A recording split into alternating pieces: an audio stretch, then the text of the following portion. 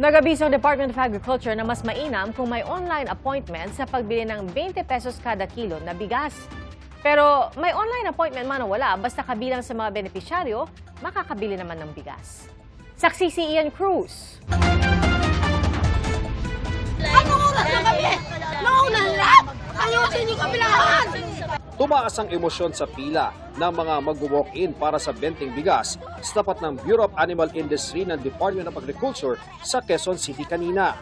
Ang iba sa kanila, 1:00 o 2:00 pa ng madaling araw dumating sa lugar. Napuna nilang may mas mabilis na nakakapasok sa compound ng bai. Sila pala, yung mga may online appointment. Ayon sa isa sa mga marshal sa pila na taga Food Terminal Incorporated, hindi sila nagkulang sa pasabi sa publiko na mas mainam ang magpa-online appointment.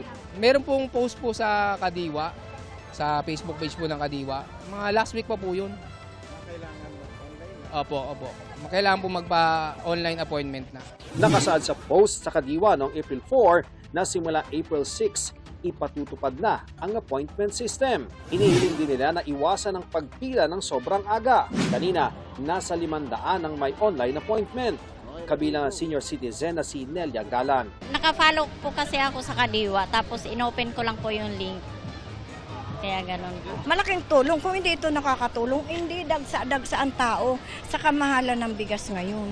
Pero para mapagbigyan na rin ang ibang nasa pila, 500 tao ang pinayagan kahit walk-in.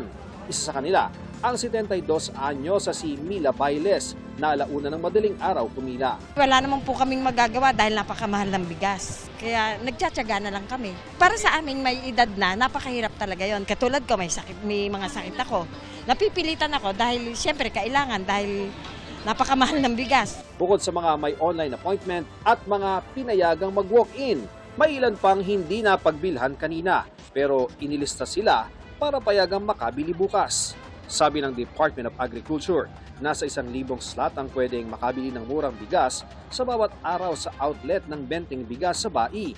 Paglilinaw ng DA, may online appointment man o wala, basta kabilang sa mga benepisyaryo makakabili ng benteng bigas.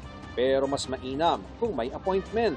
Pwede parehas. Pwede silang pumila, pero wag na silang pumila nung gabi. Ma-accommodate naman sila doon sa umaga para hindi kailangan nila matulog doon.